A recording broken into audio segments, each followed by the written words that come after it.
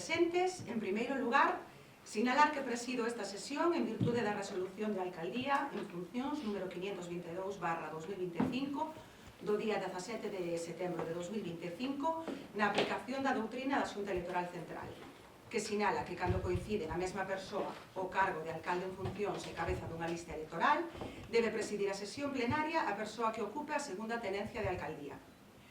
O primeiro punto na orde do día é a ratificación da ausencia da sesión.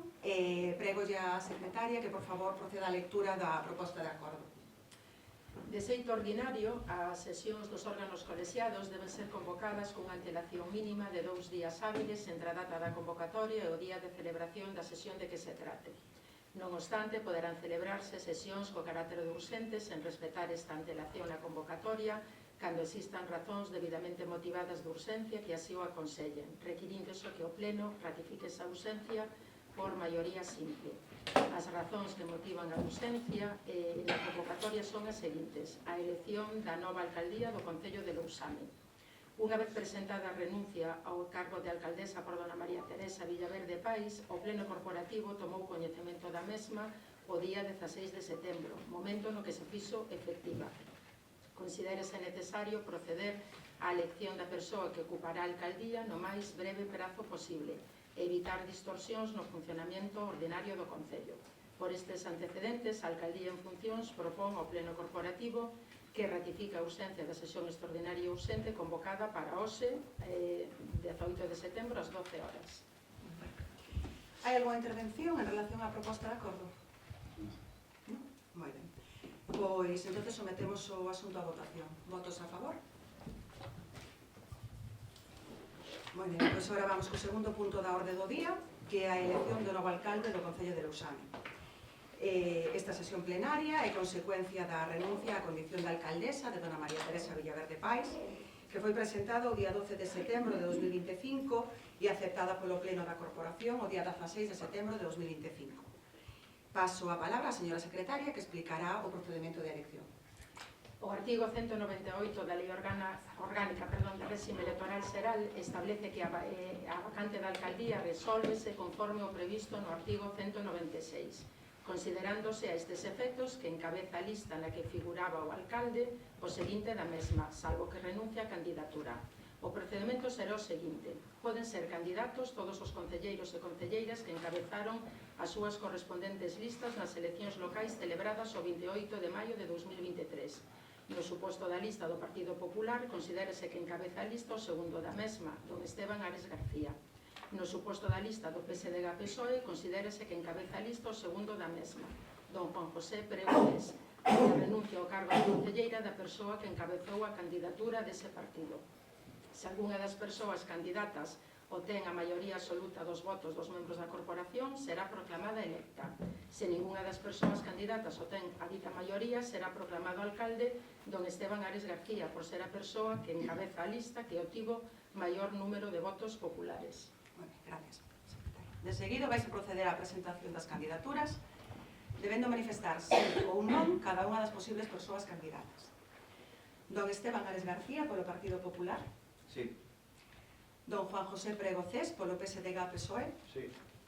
Don Anxo Moledo Carreño, polo Bloque Nacionalista Galego. Sí. Muy ben. Polo tanto, quedan proclamados candidatos á elección da alcaldía os seguintes: don Esteban Ares García, polo Partido Popular, don Juan José Pregoces, polo PSDG-PSOE, e don Anxo Moledo Carreño, polo Bloque Nacionalista Galego.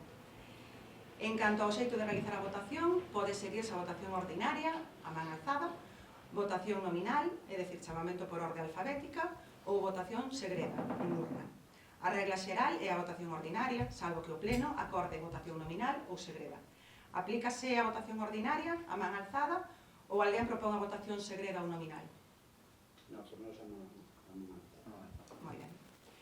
Para a votación das candidaturas vaise seguir a orde de menor a maior número de concelleiros obtidos por cada candidatura que presenta candidato á alcaldía. Votos para a candidatura de Anxo Moledo Carreño polo Bloque Nacionalista Galego. Votos para a candidatura de Juan José Pregoces polo PSDG-PSOE. E votos para a candidatura de Esteban Ares García polo Partido Popular. Moi ben. Secretaria, por favor. O resultado da votación é o seguinte: don Anxo Moledo Carreño, polo BNG, 1 voto. Don Juan José Pregocés, PSDG-PSOE, 4 votos. Don Esteban Ares García, Partido Popular, 6 votos. Polo tanto, queda proclamado alcalde presidente do Concello de Lousame por ter a maioría absoluta do número legal de membros da corporación, don Esteban Ares García, candidato da lista do Partido Popular. Don Esteban Ares García acepta o cargo de alcalde presidente do Concello de Lousame? Sí, acepto.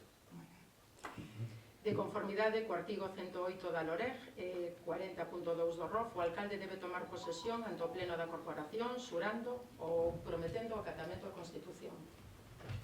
O cargo de alcalde é gardar e facer gardar a Constitución como norma fundamental do Estado.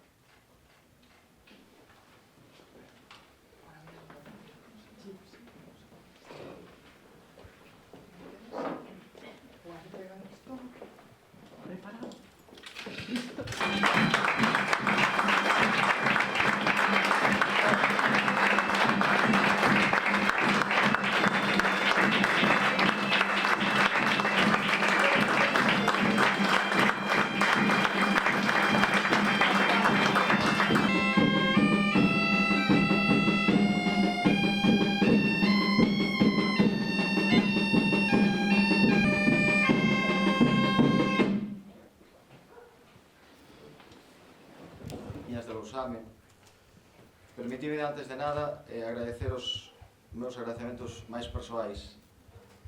En primeiro lugar a miña muller, que está aí presente, porque crédeme que sin ela isto non sería posible. Pola súa paciencia infinita, porque convivir con un político ao lado non é nada sinxelo, e por non soltarme nunca da man nos peores momentos. Gracias por todo. A meus pais tamén aí presentes, polo exemplo e pola educación que me transmitiron, polos valores no día a día. Como decía meu avó, debaixo do traballo está todo. Esta é a base do que hoxe son e a maneira na que quero servir ao meu concello. Hoxe é un día que levarei sempre no corazón. Ese rapaz que naceu nunha aldea pequeniña deste maravilloso concello que medrou xogando polas pistas, polos montes, polas festas desta terra. Ese rapaz asume hoxe a maior das honras e a maior das responsabilidades que pode ter un veciño, que é ser alcalde do teu povo. Asumo esta responsabilidade con gratitude, con humildade e con vocación de servicio público, porque así se debe exercer a política local, servindo aos teus veciños, escoitándoos e abríndolle sempre as portas do concello. Hoxe Lousame abre unha nova etapa de continuidade, mas tamén de renovación. Continuidade porque mantemos o mesmo amor pola nosa terra, as mesmas ganas de servir e porque recoñecemos o legado que recibimos. Renovación porque cada etapa trae a súa propia enerxía, a súa maneira de traballar e a súa propia mirada hacia o futuro.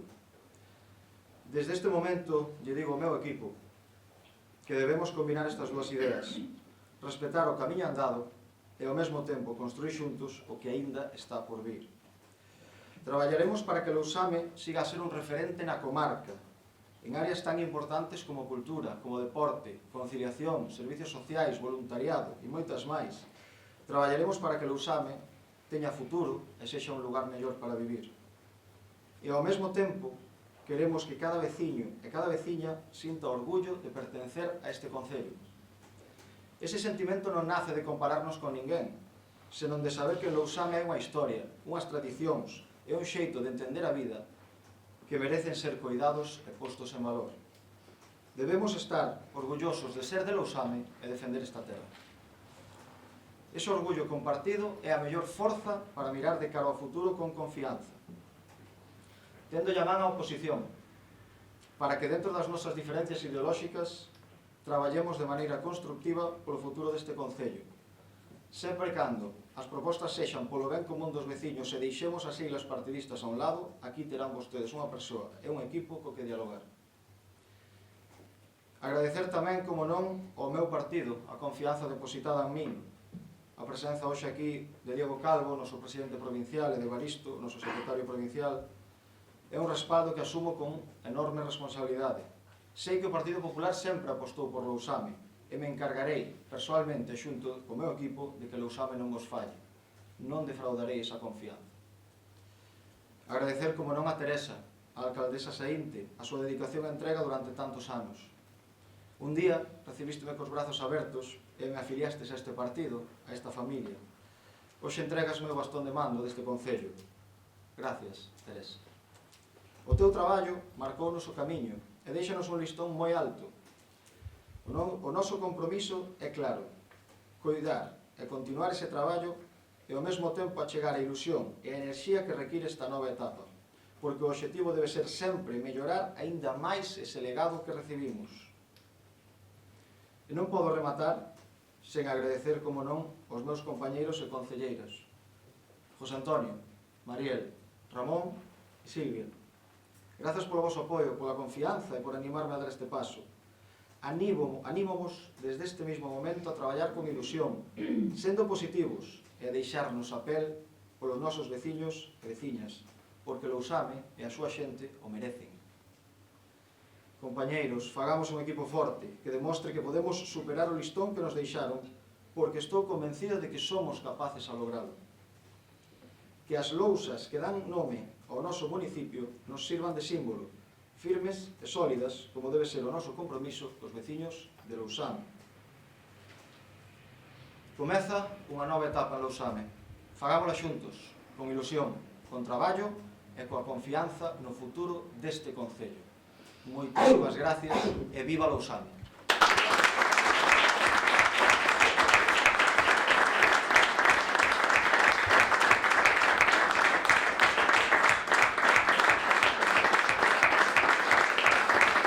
O Grupo Socialista queremos decir que vamos seguir na mesma liña de respeto e intentar colaborar no que vostede acaba de decir, de chegar a acordos por beneficio dos vecinos de Lousame e nada máis.